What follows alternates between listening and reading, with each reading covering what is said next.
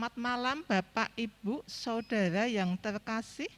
Salam damai kasih indah Yesus yang telah mempertemukan kami semua dalam persekutuan doa keluarga ketiga pada malam hari ini. Untuk memulai persekutuan doa pada malam hari ini, mari kita masuk dalam saat teduh. Saat teduh selesai. Bapak, Ibu, Saudara terkasih, mari kita pujikan nyanyian pembuka, Ku Cinta Keluarga Tuhan.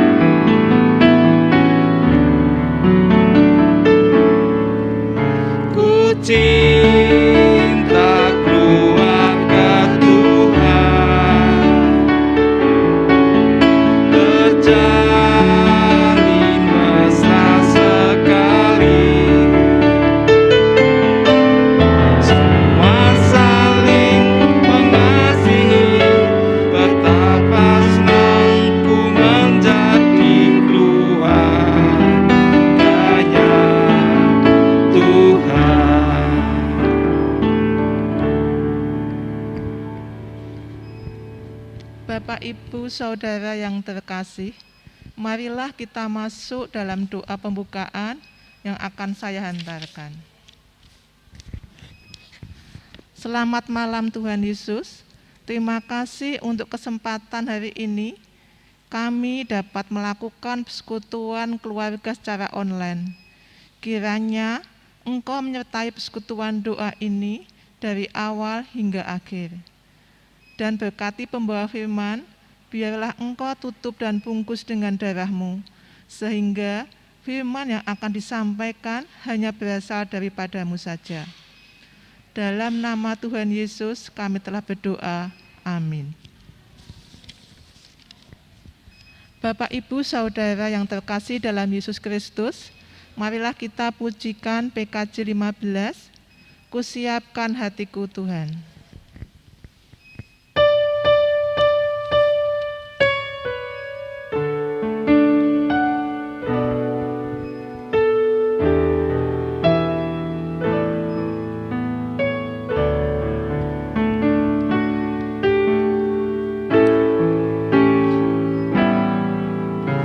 Siapkan hatiku Tuhan, menyambut firman-Mu saat ini.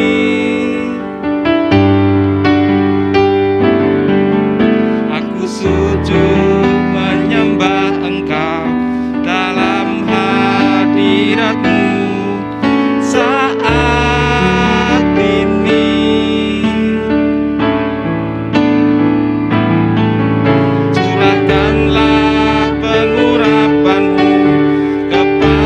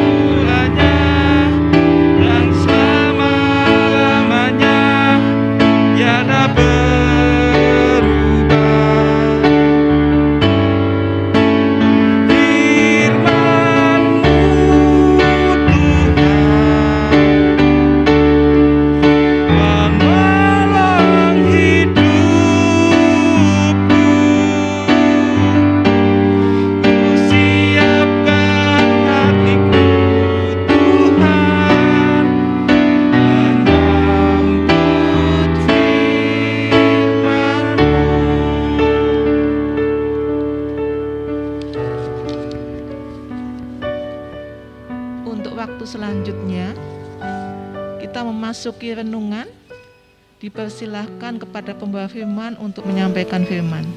Waktu dan tempat kami persilahkan. Shalom, Bapak, Ibu, dan saudara-saudari yang dikasihi Tuhan Yesus. Pada malam hari ini kita memasuki persekutuan doa keluarga yang ketiga. Adapun bacaan dari renungan pada malam hari ini diambil dari Markus 14 ayat yang ke-66 sampai dengan yang ke-72 akan saya bacakan. Yang demikian bunyi firman Tuhan. Pada waktu itu Petrus masih ada di bawah, di halaman, lalu datanglah seorang hamba perempuan imam besar. Dan ketika perempuan itu melihat Petrus sedang berdiam, ia menatap mukanya dan berkata, "Engkau yang selalu bersama-sama dengan Yesus, orang Nazaret itu." Tetapi ia menyangkal dan berkata, "Aku tidak tahu dan tidak mengerti apa yang engkau maksud." Lalu dia pergi ke serambi muka. Ketika hamba perempuan itu melihat Petrus lagi, berkatalah ia pula kepada orang-orang yang ada di situ, "Orang ini adalah seorang dari mereka." Tetapi Petrus menyangkalnya pula. Tidak lama kemudian orang-orang yang ada di situ berkata kepada Petrus, "Engkau ini pasti salah seorang dari mereka, apalagi engkau seorang Galilea." Maka mulailah Petrus mengutuk dan bersumpah, "Aku tidak mengenal orang yang kamu sebut-sebut ini." Dan pada saat itu berkokoklah ayam untuk kedua kalinya. Maka teringatlah Petrus bahwa Yesus telah berkata kepadanya, "Sebelum ayam berkokok 2 kali, engkau telah menyangkal aku 3 kali." Lalu menangislah ia tersedu-sedu. Demikianlah firman Tuhan. Ibu, bapak, dan saudara-saudari yang dikasihi Tuhan Yesus Kristus, tema pada malam hari ini diberi judul Rasa Sesal yang Menyiksa. Saudara-saudari yang dikasihi Tuhan Yesus Kristus, pasti kita pernah merasakan sesal. Rasa sesal itu berarti sesuatu yang akibat dari kita melakukan suatu perbuatan. Bapak, saudara-saudari, mungkin dari keluarga kita pernah mengalami akar kepahitan karena ulah dari salah satu anggota keluarga kita, mungkin dari bapak, mungkin dari ibu, mungkin dari anak, yang kadang kita memarahi anak, kita memarahi pasangan hidup kita atau orang-orang yang ada di lingkungan sekitar kita. Dan apakah yang terjadi? Setelah kita melakukan hal tersebut, pastinya akan menimbulkan luka atau sakit hati pada pihak-pihak yang telah kita perlakukan seperti itu. Kenapa demikian? Karena memang di dalam satu keluarga itu tentunya ada suatu ikatan keluarga yang dekat sekali, ikatan lahir batin, sehingga apabila kita melukai anak kita melukai pasangan hidup kita, pasti akan menimbulkan luka batin yang sangat dalam dan sulit untuk dilupakan. Dan itu yang terjadi dalam kehidupan kita. Berbeda dengan kalau kita melakukan atau melukai atau berbicara kepada orang yang tidak begitu kita kenal, itu akan mudah kita lupakan. Karena setelah peristiwa itu terjadi selesai, ya sudah, kita kembali ke hal yang sebelumnya. Ibu bapak yang dikasihi Tuhan Yesus Kristus, tetapi tidak demikian apa yang terjadi dalam Rasul Petrus di dalam renungan pada malam hari ini. Saya akan membacakan renungan yang akan saya bacakan pada malam hari ini. Rasa sesal yang menyiksa. Adakah yang lebih menyakitkan dari perasaan bersalah? Perasaan itu sangat menyiksa. Itulah yang dirasakan oleh Petrus sesaat ia menyadari kesalahannya. Kesalahan yang terbesar dalam hidupnya. Ia baru saja menyangkal guru dan juru selamatnya sebelum ayam berkokok 2 kali kala pagi itu. Petrus sudah 3 kali menyangkal Tuhan Yesus. Hancur hatinya. Apalagi kalau ia mengingat bagaimana lantangnya ia bersumber di hadapan Tuhan Yesus dan teman-temannya. Demikian. Biarpun mereka semua terguncang imannya, aku tidak. Ini diambil dari Markus 14 ayat yang ke-29. Dan sekalipun aku harus mati bersama-sama engkau, aku takkan menyangkal engkau. Markus 14 ayat yang 31. Apa yang dirasakan Petrus pada saat itu nampaknya adalah merupakan perasaan campur aduk. Ada rasa bersalah, malu, sedih, dan putus asa, dan marah terhadap dirinya sendiri. Itulah yang membuat menangis terseduh-seduh pada ayat yang ke-72. Seorang Petrus yang selama ini selalu tampil paling depan, dikenal pemberani, sekarang menangis terseduh-seduh. Tentu saja itu bukan tangisan cengeng. Ia tidak cengeng. Tangisannya adalah luapan emosi, karena ia sungguh menyadari kesalahannya, namun tidak berdaya untuk menebus kesalahan itu. Ia sudah gagal, ia bukan murid yang baik dan setia, ia bukan yang terbaik, baliknya ia adalah yang terburuk. Hanya itu yang bisa dilakukan, mengutuk dirinya sendiri. Demikian yang dilakukan Petrus. Namun bila kita menyimak kisah selanjutnya setelah kebangkitannya, Tuhan Yesus Kristus berkenan menjumpai Petrus dan murid-murid yang lain. Tuhan Yesus berkenan memulihkan Petrus. Ia bahkan mempercayakan tugas untuk mengembalikan domba-dombanya. Tuhan mengetahui isi hati Petrus. Tuhan mengetahui betapa dalam penyesalannya. Tuhan berkenan memberikan kesempatan kedua untuk Petrus memperbaiki dirinya. Saudaraku, pernah suatu kali ada seorang anak kecil yang ingin sekali memakan tebu yang ada di pekarangan rumahnya. Ia memang suka makan tebu. Menanggapi permintaan tersebut, sang ibu kemudian mengambil sebatang tebu dan mengupasnya untuk anaknya. Tetapi apa yang terjadi? Tanpa diduga, tangan sang ibu terluka saat berusaha mengupas tebu itu dan darahnya berceceran. Bahkan ada yang menetes pada potongan tebu yang ada di dalam rantang tersebut. Melihat hal itu, si anak merasa sangat bersalah kepada ibunya. Lalu ia pun menangis sejadi-jadinya. Rasanya begitu nelangsa, gara-gara aku ibu jadi terluka. Demikian dikisahkan Pak pada cerita ini. Tentu saja itu cuma masalah sepele yang belum ada apa-apanya dibandingkan dengan pengalaman Petrus. Tapi setidaknya hal itu menolong bagi anak untuk memahami apa yang dirasakan Petrus. Bagaimana dengan saudara, dengan kita? Pernahkah Bapak Ibu dan saudara-saudari sekalian melakukan suatu kesalahan yang membuat saudara begitu tersiksa karena dihantui rasa bersalah? Seperti pada awal firman tadi saya mengisahkan, di dalam keluarga kita sering mungkin dalam kehidupan berumah tangga terjadi gesekan antar anak, antar orang tua, anak dengan orang tua, suami dengan istri, dan seperti itu. Kadang kita berbicara terlalu tajam pada anak kita, pada istri kita sehingga melukai. Tetapi apakah yang kita lakukan tersebut membuat kita merasa menyesal? Pasti akan menyesal seperti yang dialami oleh Rasul Petrus tadi. Dan orang yang kita lukai pun akan menunjukkan luka yang mendalam yang selalu diingat-ingat sepanjang hidupnya. Itu yang terjadi di dalam kehidupan kita. Akan tetapi apakah kita memandang suatu penyesalan itu akan membawa dampak pada masa lalu? Pada saat kita melakukan perbuatan itu bisa merubah kita sudah menyesali perbuatan kita. Apakah itu merubah apa yang sudah kita lakukan? Tentu tidak.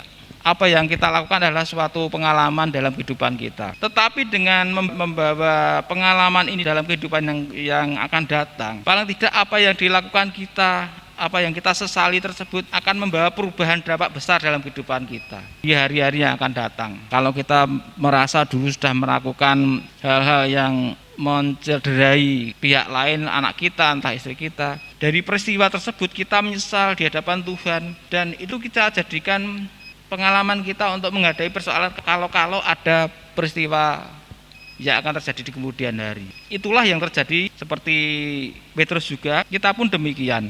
Dari peristiwa-peristiwa yang sudah terjadi, kita memang menyesal karena kita serahkan pada Tuhan. Petrus dia ampuni, kemudian dia merubah jalan hidupnya.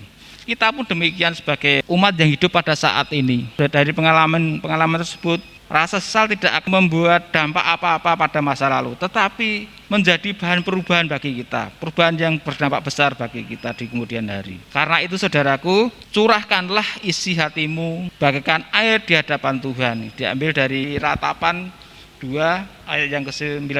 Setelah itu bangkitlah, marilah melanjutkan hidup kita, karena di dalam Tuhan ada pengampunan dan masa depan. Jadi manakala kita sudah melakukan penyesalan, kita serahkan apa yang terjadi dalam kehidupan tersebut dalam Tuhan, maka Tuhan akan mengampuni kita. Akan terjadi perubahan dalam hidup kita dalam menghadapi kehidupan yang akan datang. Bapak, Ibu, saudara-saudari yang dikasihi Tuhan, inilah apa yang kita harapkan dalam kehidupan kita. Kita tidak mungkin menyesali hidup kita yang sudah, tapi kita jadikan rasa sesal itu pegangan untuk menjadi lebih baik yang akan datang. Seperti Rasul Petrus. Amin. Marilah kita berdoa. Bapa di surga, terima kasih Tuhan telah mengajar kami. Kami menyesali perbuatan kami yang sudah-sudah, tapi kami menyerahkan kepada Tuhan. Sehingga apa yang dosa-dosa yang kita lakukan, Tuhan ampuni. Jadikan pengalaman itu menjadi pengalaman yang akan datang, Tuhan. Kami serahkan hidup kami di dalam tangan Tuhan Yesus Kristus. Amin. Bapak, Ibu, saudara-saudari yang terkasih dalam Yesus Kristus, marilah kita pujikan KJ 29 bait 1, 2, dan 4. Di muka Tuhan Yesus.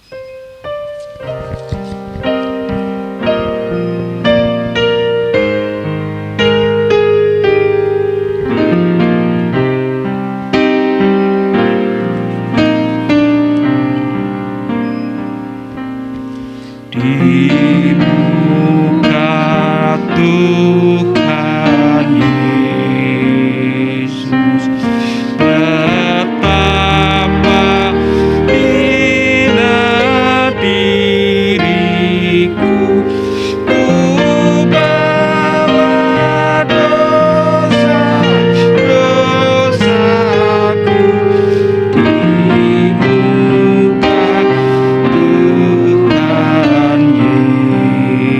Yesus.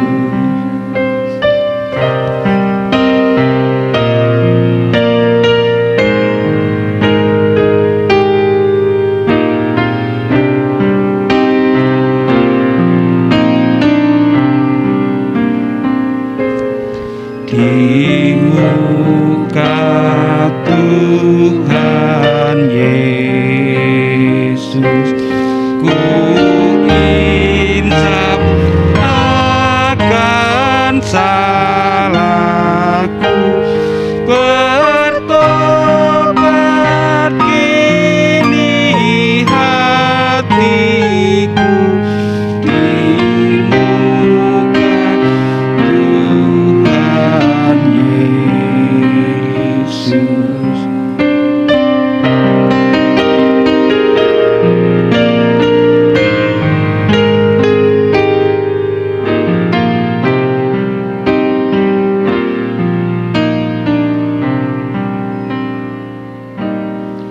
Di muka Tuhan Yesus, ku dapat kasih sayang-Nya, hatiku pasrah berserah, di muka Tuhan Yesus.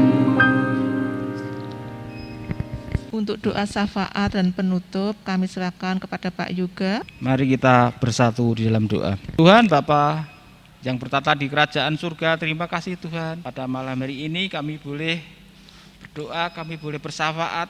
Kami berdoa untuk gereja kami Tuhan, kami berdoa untuk panitia-panitia yang ditunjuk pada saat ini, panitia penabisan pendeta, panitia unduh-unduh. Kiranya Tuhan berikan kebijakan untuk bekerja untuk Tuhan, berikan waktu yang cukup, berikan dana yang cukup, bisa berjalan dengan baik. Kami berdoa untuk kegiatan gerejawi, dari kegiatan Adiuswa, kegiatan sekolah minggu, kegiatan komisi-komisi, Tuhan berikan waktu yang cukup untuk saudara-saudara kami untuk melayani. Tuhan cukupkan kebutuhan mereka. Tuhan, kami juga berdoa untuk Bapak Pendeta Anung beserta keluarga. Tuhan berikan kesehatan, Tuhan berikan berkat yang cukup untuk beliau dan sekeluarga. Kami berdoa untuk Vikaris, Mbak Fanani dan keluarga. Tuhan berkati mereka sehingga mereka yang saat ini sedang mengandung, kiranya Tuhan berikan kesehatan sehingga boleh merasakan sukacita. Kami juga berdoa untuk saudara-saudara kami yang saat ini sedang sakit dalam proses pemulihan. Tuhan jamah mereka melalui obat-obat, melalui keluarga yang merawat sehingga boleh menjadi sarana kesembuhan mereka. Kami juga berdoa untuk majelis gereja yang Tuhan telah tunjuk untuk melayani di gereja ini. Tuhan berikan kesehatan bagi mereka untuk melayani beserta keluarganya. Tuhan, kami serahkan kami semua jemaat Tuhan yang ada di sini di KJ Telogosari, kiranya Tuhan jagai mereka, Tuhan berkati mereka dengan kesehatan. Dan sebentar lagi bila kami akan pulang ke tempat tinggal kami akan undur dari kegiatan ini. Tuhan sendiri yang merawat kami, Tuhan sendiri yang menolong kehidupan kami. Kami serahkan hidup kami seluruhnya hanya di dalam tangan kuasa Tuhan kami, Yesus Kristus. Amin.